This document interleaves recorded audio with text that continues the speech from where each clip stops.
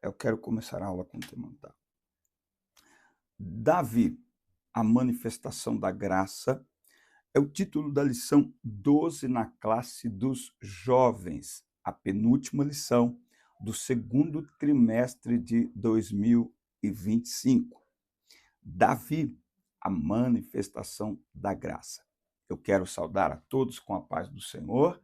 Sou o presbítero Denis Pereira e juntos, semanalmente, estamos por aqui preparando a próxima aula da escola dominical, a aula da semana da escola dominical. Se você não estiver inscrito no canal ainda, inscreva-se e ative as notificações, dá like no vídeo e deixe o seu comentário, que é muito valioso, muito importante para nós. Fale para nós de onde você nos assiste, enfim, interaja com o canal. Pegue aí sua Bíblia, revista, papel, bloco de notas. Vamos juntos preparar mais uma aula da escola dominical. Só não deixe de se inscrever e também de compartilhar o link do nosso canal, porque aqui tem conteúdo inclusive para as classes de pré-adolescentes, adolescentes, juvenis, jovens e adultos, muito conteúdo para liderança, trechos de pregações também. Aqui na descrição do vídeo tem todas as minhas redes sociais, incluindo meu WhatsApp, por onde você entra em contato conosco para atendermos o convite da sua igreja, do seu departamento. Por aqui agora eu estou colocando diversos trechos de ministrações no meu Instagram, no meu TikTok, tudo Denis Pereira OFC. Você entra em contato com o nosso ministério, você conhece, e entra em contato conosco pelo WhatsApp ou pelas mensagens, enfim, pelo WhatsApp é o melhor lugar, tá certo? E vai ser um prazer atender aí a sua igreja. Vamos então preparar a lição na classe de jovens desta semana, mas antes, roda a vinheta.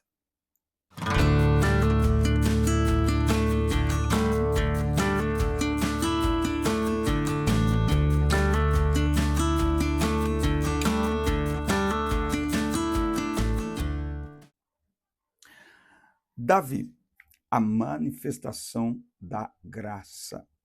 O texto principal está em Hebreus, capítulo 4, versículo 16. Cheguemos, pois, com confiança ao trono da graça, para que possamos alcançar misericórdia e achar graça, a fim de sermos ajudados em tempo oportuno. Na vida de Davi, encontramos um contraste entre a bondade para com Mefibosete e a maldade para com Urias, além de elementos que nos permitem refletir acerca da graça de Deus. É sobre isso que nós vamos falar nessa lição de hoje, é sobre isso que nós vamos refletir nesta lição de hoje. Fala para mim nos comentários como tem sido a sua experiência dando aulas na escola dominical. Você é um veterano como eu, mais de 25 anos ministrando as aulas, ou você está começando agora? Se você está aí há bastante tempo, parabéns pelo seu empenho e dedicação. Se começou agora, siga em frente. O Senhor te ajudará e nós estamos aqui para ser um suporte, para te ajudar também. Bom, o texto bíblico está em 2 Samuel, capítulo 9, versículo 1 a 7. Nesse texto, Davi, ele traz este assunto. Saul já é morto, Jonatas também, e ele pergunta se tinha alguém ainda da casa de Saul a quem ele, como rei agora, pudesse fazer o bem por amor a Jonatas. Davi e Jonatas tinham uma amizade muito forte, muito marcante, que nos mostra a necessidade e a possibilidade de nós termos verdadeiros amigos. O verdadeiro amigo não é uma multidão de pessoas, mas às vezes é um só, e um só basta, é suficiente, ou 3 ou 4, enfim, mas nunca vai ser uma multidão. Primeiro spoiler aí para a juventude. A introdução começa dizendo que o reino estava consolidado, Davi era reverenciado por todos como rei, e uma sucessão de vitórias e avanços nas mais diversas áreas em Israel faziam parte do cotidiano. Então, tudo estava ali tranquilo, tudo estava acontecendo de uma maneira tranquila. Nessa lição, a gente vai ver esse contraste entre a expressão da graça de Deus a partir de Davi para com Mefibosete, filho de Jonatas, mas também a frieza do mal, quando ele trata do assunto em relação a Urias. Eu sempre digo que a história de Davi é uma história muito gostosa para nós que damos aulas, para nós que pregamos, porque a gente consegue pregar, por exemplo, sobre Davi o tempo todo, diversas vezes. Porque a história de Davi tem muitos detalhes sobre ele, suas escolhas, seus erros, seus acertos, né. E uma das provas de que a Bíblia ela é um livro inspirado pelo Espírito Santo, ela é a palavra de Deus, é a sua imparcialidade. É por isso que numa história do maior herói do Antigo Testamento, que a gente pode dizer em torno daquilo que ele fez, do que ele representou, é Davi. A história dele na Bíblia é contada, incluindo os seus erros e seus acertos, aonde ele foi bem, aonde ele foi mal. E aqui nessa história e nessa lição não é diferente. Vai apresentar a sua benevolência para com Jonatas, mas vai também lembrar que ele não foi nada benevolente com Urias. Tópico 1, a bondade para com Mefibosete. Há ainda alguém? Muitos anos haviam se passado, Davi já estava firmado como rei de Israel e o reino prosperava. A tendência humana indicava olhar para frente e buscar ainda mais conquistas e ampliar ainda mais as fronteiras. Mas o homem, segundo o coração de Deus, ainda tinha uma dívida a ser paga. Vamos pegar aqui a Bíblia para abri-la em 1 Samuel, capítulo 20, para que a gente possa contextualizar aqui o que nós estamos trabalhando nesse texto, né? 1 Samuel, capítulo 20, a partir do versículo 15. Olha só esta conversa entre Davi e Jonatas. Eles estão conversando, capítulo 20 aqui, do versículo 12 em diante. Então Jonatas disse a Davi: prometo pelo Senhor, Deus de Israel, que a esta hora do dia seguinte falarei a meu pai a seu respeito. Saul aqui já estava caçando Davi, tá? E imediatamente farei você saber o que ele pensa. Se meu pai quiser fazer-lhe mal, então o Senhor me mate se eu não contar a você, para que você possa escapar e viver. Que o Senhor esteja com você como esteve com meu pai. Se eu continuar vivo, cumpra a sua promessa de demonstrar a bondade do Senhor para comigo. Mas se eu morrer, trate a minha casa com bondade depois que o Senhor tiver destruído todos os seus inimigos. Assim Jonatas fez uma aliança com a família de Davi, dizendo: que o Senhor vingue os inimigos de Davi. Então, havia entre Davi e Jonatas uma aliança. Veja que Jonatas disse: olha, se eu morrer primeiro, quando você vir destruir todos os inimigos, né, do povo de Deus, trate a minha casa com bondade, trate a minha casa com generosidade. Isso mostra uma aliança entre dois jovens, uma aliança feita para ser, para ser valorizada, uma aliança feita para ser cumprida no momento certo. Então, Davi, ele está exatamente neste momento, agora aqui em 2 Samuel, capítulo 9, todos os inimigos em redor.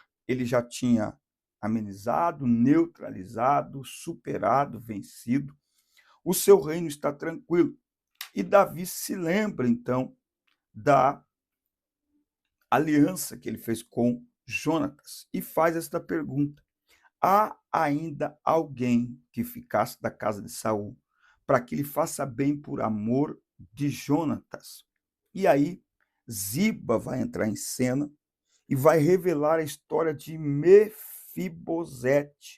o filho aleijado de Jonatas, que numa das fugas, quando o território foi invadido, ele ainda era uma criança, um bebê, e a ama, não é, a sua babá, ao correr com ele no colo, o derrubou e ele ficou eh, coxo, ele ficou aleijado dos pés, não é?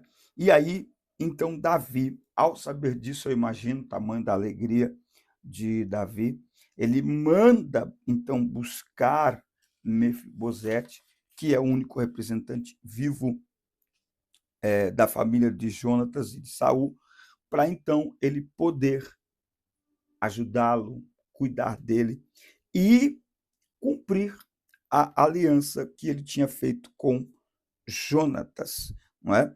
Então, a alegria de Davi em saber que tinha, assim, um representante vivo, e principalmente por ser filho de Jonatas, que era um grande amigo de Davi, não é? Aqui, quando Davi recebe Mefibosete, tem dois atos inspiradores aqui, dois atos de bondade.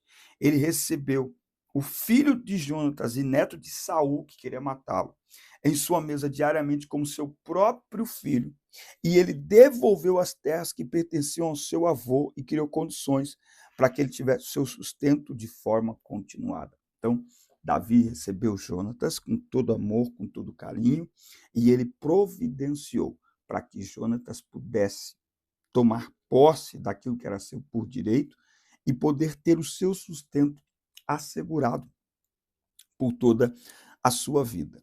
Essa comunhão existente entre Davi e Jonatas rendeu bons frutos e teve seus efeitos manifestados em tempo superior. Por amor ao amigo, alguém esquecido em Lodebar foi chamado para viver uma nova história. Assim como o filho pródigo, ele foi alcançado pela graça. Temos em Davi um tipo de Cristo que, em sua bondade para com Mefibosete, nos desperta para o amor e a misericórdia de Deus em nosso favor, pecadores indignos de sua graça. Então, Mefibosete não merecia isso. E por que não dizer que Mefibosete sequer esperava essa atitude de Davi para com ele?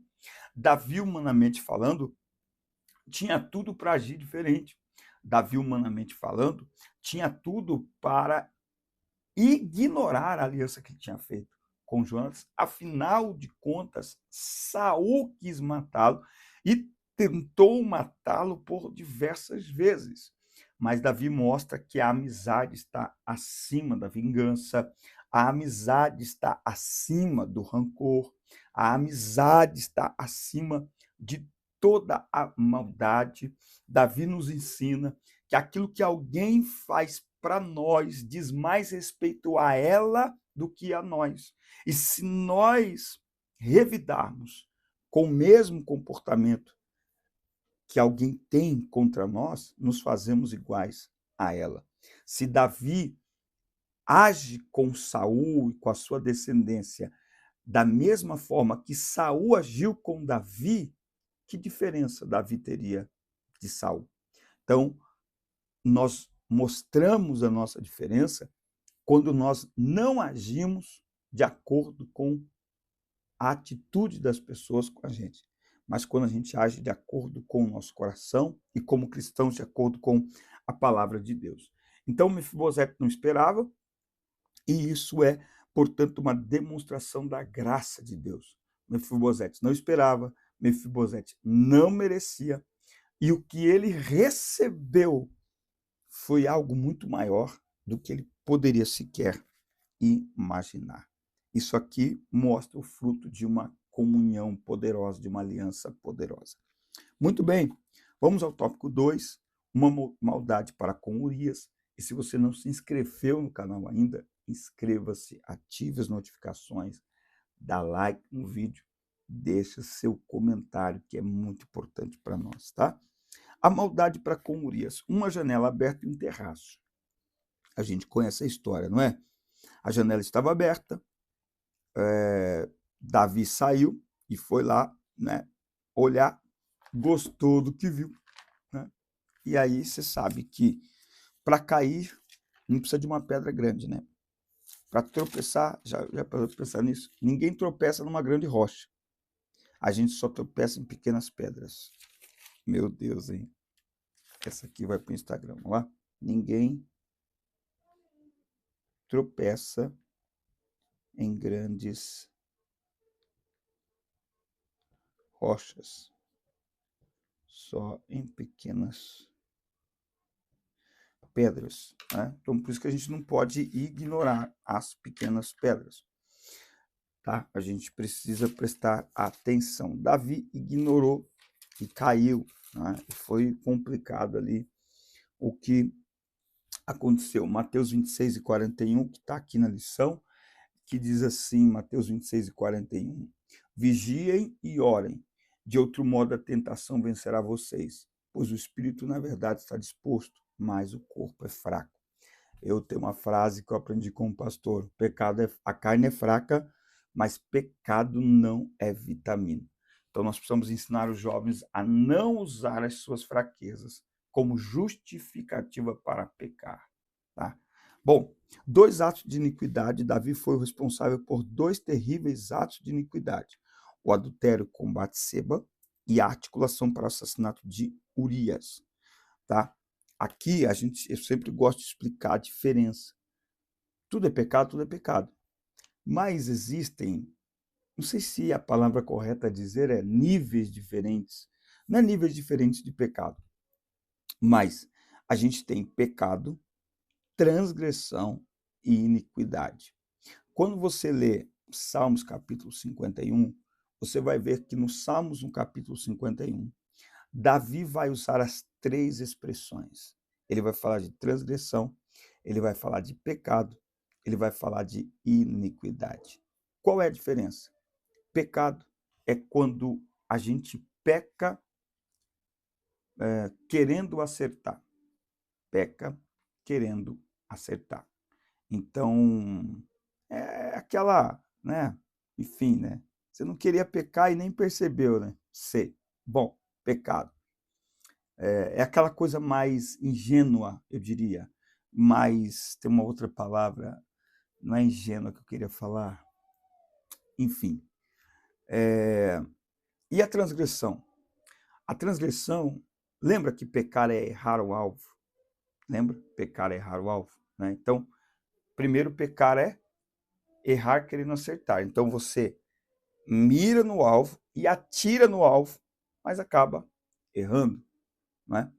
E transgressão? Você mira no alvo, mas a hora que você vai atirar, você desvia e propositalmente atira fora do alvo, ok? E iniquidade? Iniquidade é quebrar o alvo. O pecador e o transgressor até quer acertar, até reconhece que precisa acertar. E o iníquo? O iníquo não. O iníquo, ele está no estágio que ele se entregou à prática do pecado como seu estilo de vida. É por isso que Davi fica desesperado. Por quê? Porque nesse estágio perde-se a presença do Espírito Santo. Davi estava a poucos passos de se igualar a Saul, de perder o Espírito Santo, né? É onde entra todo tipo de iniquidade, todo tipo de rebeldia, de forma consciente, proposital e intencional. O iníquo é o pecado sedimentado no coração. A palavra não passa, porque a pessoa escolheu viver em pecado, porque a pessoa escolheu. E é tão séria a questão da iniquidade que a Bíblia diz que naquele dia, Mateus capítulo 7, versículos 21 a 23, muitos chegarão e vão dizer, e ele vai dizer, quem são vocês?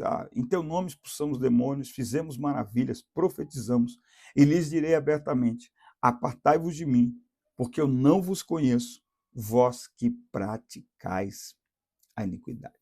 Então, é um perigo muito grande estar na igreja e vivendo uma vida de pecado normal e comum, porque isso é iniquidade, tá? Então, Davi, o ato de Davi é muito grave, não é? Muito grave, porque ele sabia das consequências, ele sabia que teria correção. Então, a maldade para com Urias e a bondade para com Mefibosete contrastam na vida de um mesmo homem. não é? Isso nos ensina que uma mesma pessoa, ela pode praticar atos extraordinários de bondade. E essa mesma pessoa, ela pode praticar um ato de extrema violência. A mesma pessoa. Por isso que nós não podemos deixar de vigiar. Nós não podemos perder o foco por um só instante. Porque o caminho de Davi em direção a matar Urias e a adulterar com Batseba foi por um deslize, foi por um instante, mas ele se deixou levar. E quanto mais ele se deixou levar, mais ele se afundou no seu pecado. Então, que a gente possa, nessa lição, aprender a vigiar, jamais olhar para nós mesmos e achar o seguinte, ó, tá tudo bem comigo, eu já estou num nível espiritual, ó, top, nada vai me afetar, não existe a menor possibilidade que eu... Não, cuidado. Davi é uma poderosa lição de que nós temos que ter cuidado, porque a qualquer momento nós podemos ter uma atitude totalmente contrária à nossa fé, ao nosso padrão de vida, ao nosso estilo de vida, à palavra de Deus. No momento ele está agindo com graça, com bondade, escrevendo salmos, coisa linda. Num outro momento ele está praticando um homicídio. Ele está cometendo um adultério. Que Deus tenha misericórdia de nós e que nós aprendamos com esta lição a sermos vigilantes, a praticarmos a bondade, a manifestarmos a graça da qual somos todos participantes. Assim como Davi foi gracioso com Mefibosete, que sejamos graciosos uns com os outros. Afinal de contas, nós todos estamos debaixo da graça de Deus e que, acima de tudo, sejamos vigilantes para não cairmos em tentação. Por isso que a oração do Pai Nosso é tão importante. Não nos deixes cair em tentação. Que Deus nos guarde, que Deus nos livre e que Deus também nos abençoe com a sua poderosa presença em nome de Jesus. Amém? Forte abraço, assista, curta, compartilhem. Até o próximo encontro, até a próxima semana. Deus abençoe vocês.